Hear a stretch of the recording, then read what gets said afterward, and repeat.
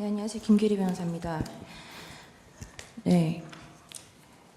증인은 2024년 12월 7일 KBS와 인터뷰에서 윤 대통령에게 평소 직접 자주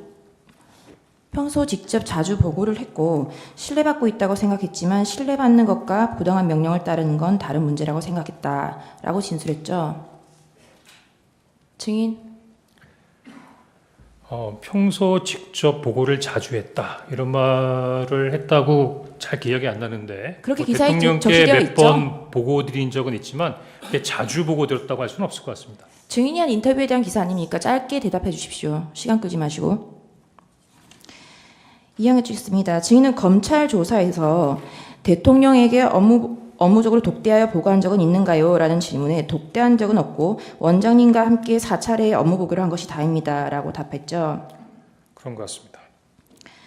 증인은 피청구인이 12월 3일 8시경 증인에게 비아폰으로 전화했을 때 비아폰을 보좌관에게 맡겨두고 청담동 몽중원 식당에서 술을 곁들여 식사를 하고 있었죠. 그렇습니다. 그 자리에 참석한 사람들은 누구인가요?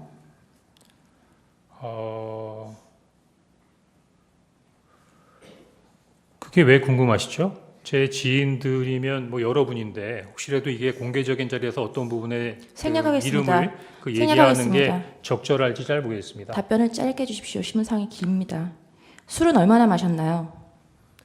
8시에 저도 그날 굉장히 늦게 도착했던 부분이고 사실 그날 저와 같이 자리셨던 분들이 연배가 굉장히 많으신 분들이라 술을 많이 하시는 그런 자리는 아니었습니다.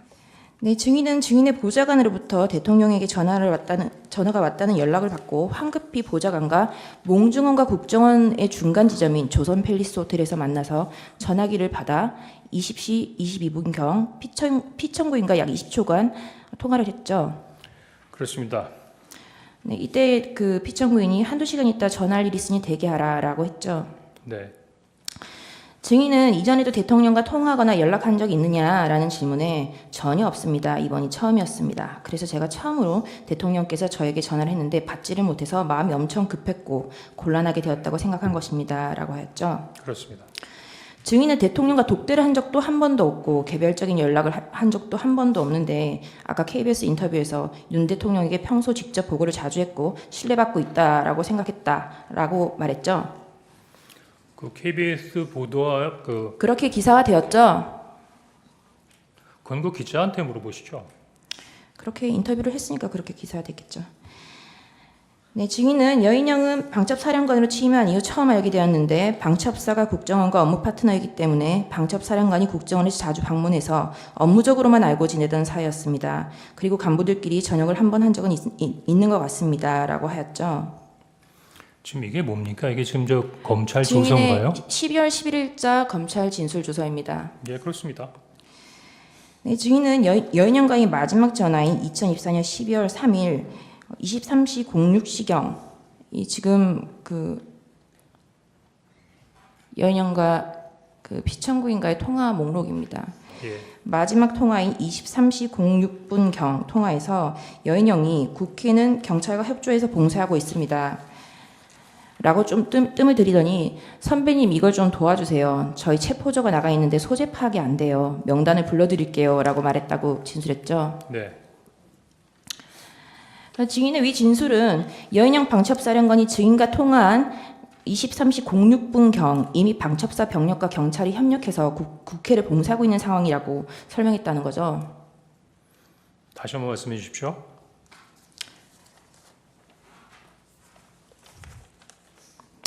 증인의 이 진술에 의하면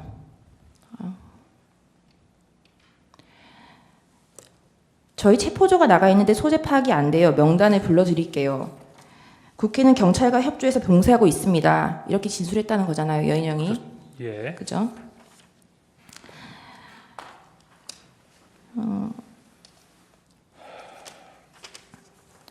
방첩사령부 이지학 실장의 진술 조서입니다. 방첩사령부 이지학 실장은 검찰에서 계엄 당일인 22시 36분경 퇴근해서 집에 있는데 영해 거주자 소집령이 내려졌고 23시 04분경 수사단장실에 도착하여 김대우 단장으로부터 임무를 부여받았다라고 진술했고요.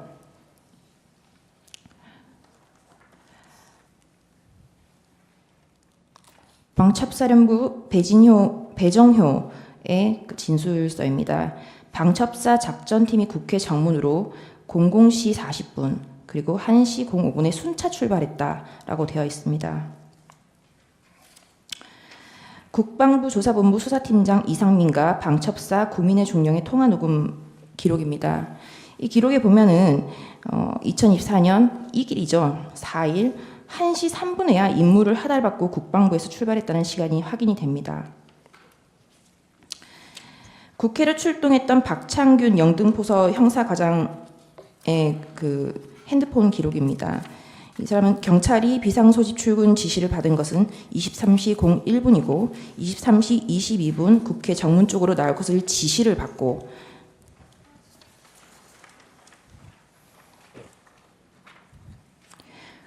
이길 00시 18분 경이 되어서야 국회 정문 앞 수소 충전소로 이동했다라고 보고하였는데 지금 이런 사실 전혀 몰랐죠. 방첩사의 진행 사항이야 제가 알 수가 없죠. 네. 그래서 이 증거들에 의하면 증인이 여인영과 통화하였다는 23시 06분 경에는 객관적으로 아직 방첩사 경찰이 국회로 출동할 것을 지시받기도 전이거나 국회에 도착하지도 못한 상황이었는데 여인영이 방첩사 병력과 경찰들이 국회를 이미 봉쇄하고 있고 체포조가 대상 인원들의 소재 파악을 못하고 있으니 체포 명단을 불러줄 테니 도와달라라는 말은 있을 수 없는 말 아닌가요? 그건 제가 아니라 여인영 사령관한테 한번 여쭤보는 게 좋을 것 같습니다. 네. 여인영 사령관도 아까 방금 증언을 하실 때 그렇게 말했습니다. 그 시각에는 그런 말이 있을 수 없는 말이라고요. 증인은 당시 여인영이 무엇이라고 하면서 체포 대상자 명단을 불러주었나요? 라는 질문에 위치 추적해달라고 하면서 명단을 불러줬습니다. 라고 대답하였죠. 네. 여인영은 생략하겠습니다. 국정원장은 전체 업무를 총괄을 하고 1차장은 해외 정보 소집, 2차장은 국내 정보 및 대북 방첩, 3차장은 심리 및 사이버 안보, 과학기술, 기획조정실장, 기주실장은 총무 관리 및 인사 등의 직무를 담당하죠. 국정원 조직에 대해서는 이 자리에서 공개적으로 얘기하는 게 적절치는 않은 것 같습니다. 네, 어쨌든 증인의 업무가 해외 파트인 건 맞죠. 그게 이제 잘 모르셔서 그러시는 것 같은데 통상 제가 제 업무를 소개할 때는 해외 업무와 해외로부터의 위협에 대응하는 업무를 하고 있다고 답합니다. 네, 국정원의 대공 수사권이 없어지면서 대신 국가안보조사국이 대체 신설되었는데 이는 증인의 산하가 아니라 2차장 산하였죠. 그렇습니다. 방첩사령관이 국정원과 업무 파트너로 일을 할 때는 국정원과 접촉을 하거나 차장급 게다가 국가안보조사국이 있는 2차장이 아니라 해외 파트 담당이 1차장과 업무를 할 경우는 없죠. 있죠. 네. 그럼 국정원 1차장 산하에는 위치 추적을 할 수 있는 권한이나 위치 추적을 할 수 있는 능력이 있는 인원이 있나요? 말씀드리는 것이 제한됩니다. 하지만 하려면 할 수 있겠죠. 없는 걸로 알고 있습니다. 방첩사령관 생략하겠습니다. 증인의 말이 모두 다 사실이라 하더라도 아까 진술 조서에 기재된 바와 같이 위치 추적을 요청을 했다고 했는데 위치 추적과 체포는 증인이 알기에 같은 말인가요? 다시 한번 말씀해 주십시오. 증인 아까 여인영이 위치 추적을 요청했다. 그러니까 여인영이 무엇이라고 하면서 체포 대상자 명단을 불러주었나요? 라는 질문에 위치 추적해달라고 하면서 명단을 불러줬습니다. 라고 대답을 했죠. 네. 위치 추적이 체포랑 어떻게 같은 말이죠? 송구합니다만 아까 저기 대상자 명단이 있던 그 종이를 하나 올려주실 수 있으시겠습니까? 제가 이따가 질문 드리겠습니다. 의제 128호증 KBS 인터뷰 제시하겠습니다. 증인은 위 KBS TV 인터뷰에서 대통령이 증인에게 직접 한동훈을 체포하라는 지시를 내렸다는 기사가 나온 것과 관련해서 조태훈 국정원장이 6일 오전에 오보조라고 묻자 맞습니다라고 답했다고 진술했죠. 조금 전에 그 오보조와 관련된 부분은 제가 상당히 구체적인 부분으로 잘 설명드렸던 것 같으니까 아마 이해하셨을 거라고 생각합니다. 네, 이 기사 인터뷰를 보면은 그 기사에 오보라고 했던 이유가 대통령이 저에게 직접 한동훈 대표를 체포하라고 지시했다고 나와 있는데 그건 아니고 명단은 방첩사령관이 밝혔기 때문에 그렇게 말한 측면도 있다라고 진술했죠. 예, 조금 전에 제가 그때 말씀드렸죠. 네, 결국 증인 스스로 대통령이 증인에게 한동훈을 체포하라고 지시한 적은 없다는 걸 스스로 인정한 거죠. 그거는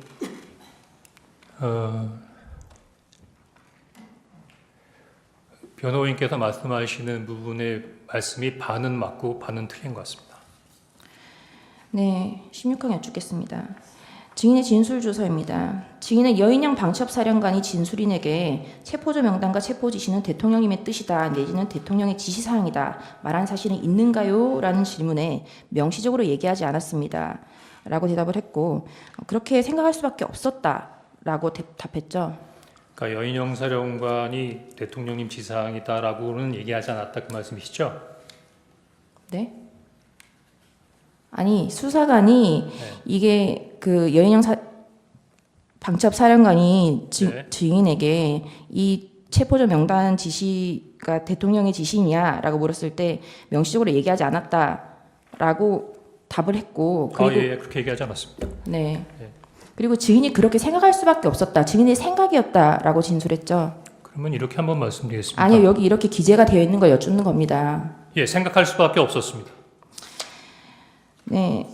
국회 정보위 김병기 의원은 2024년 12월 6일 증인이 정보위에 출석해서 대통령이 직접 방첩사령부와 협조해 한동훈과 이재명을 체포하라고 지시했다는 진술을 했다라고 언론 브리핑을 하였죠. 제가 김병기 의원이 직접 언론에 브리핑하는 걸 보지는 못했습니다. 하지만 제가 정보위원장실에서 12월 3일에 대한 관련된 사항을 설명할 때 정보위원장과 원래는 그 정보위 간사가 박선원 의원이셨는데 박선원 의원이 경기도 이천에 있는 특전사령부에 항의 방문을 가시다 그래서 김병기 의원이 대신 참석하셨고 여당에서는 이성권 의원께서 참석하셨었습니다. 네, 신문상 없지만 제시해서 하겠습니다. 이 기사에 대해서 위 언론 보도 내용은 위 면담에 배석하였던 더불어민주당 김병기 의원이 진술인의 발언 내용을 공개하면서 언론 보도가 되기 시작했는데 실제 진술인이 위 면담에서 한 발언 그대로 가감없이 사실대로 보도가 된 것인가요? 라는 질문에 제가 한 말 그대로 보도된 것으로 알고 있습니다. 라고 답을 했죠. 예, 그렇겠죠. 지금 최근에 얘기하는 것처럼 자꾸 하나하나를 지적하신다고 하면 제3자에 전달되는 과정에서 다소 바뀐 부분이 있지만 제가 그 면담하는 과정에 그 양당 간사께서 계속 노트에 제가 얘기한 거를 그대로 받아 적으셨기 때문에 아마 그 받아 적인 내용을 가지고 발표하지 않으셨겠습니까? 아니 지금 조사를 받으실 때 이 기사를 제시하면서 대통령이 직접 지시 싹 다 잡아들여 정리하라라는 기사를 제시를 하고 이 기사 내용이 가감없이 사실대로 보도가 된 것이냐는 질문에 대해서 증인이 말한 대로 보도된 것으로 알고 있습니다라고 답을 하신 거잖아요. 그럼 증인이 이런 말을 했다는 말인 거잖아요. 그죠? 다시 한번 좀 설명을 해주시겠습니까? 지금 약간 방금 말씀하신 거는 그 김병기 의원이나 이성근 의원이 정보위원장 면담을 끝나고 나가서 기자들한테 브리핑을 한 것이 사실이라는 거라고 물어보셨는 것 같은데 지금 이 내용은 뭡니까? 지금 이 자료는 어떤 자료를 가지고 말씀하시는 겁니까? 이 자료는 네. 증인이 검찰에서 진술한 진술 조서고요. 지금 SBS라고 나와 있네요. 네, 그래서 네. 그 어쨌든 제목에 보면 네. 대통령 직접 지시 싹 다 잡아들여 정리하라라는 기사를 제시하면서 네. 검찰이 네. 이 기사가 가감없이 사실대로 보도된 것인가요? 라는 질문에 대해서 검찰에서 이 기사를 제시하면서 증인이 저한테 물은 적은 없는 것 같습니다. 그럼 이 조서가 가짜라는 말씀이신 건가요? 허위로 작성된 건가요? 한번 그 조서 관련된 부분을 좀 다시 한번 지금 갑자기 뭘 하나 띄워놓으시고 갑자기 이렇게 물어보시면 저도 이해하는데 좀 시간이 걸리지 않겠습니까? 그러니까 좀 앞뒤를 좀 설명해 주시면서 질문해 주셨으면 좋겠습니다. 제 질문이 어렵나요?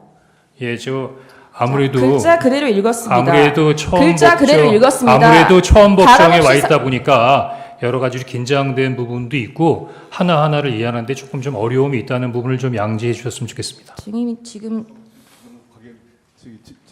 변호인께서 물으시는 거는요.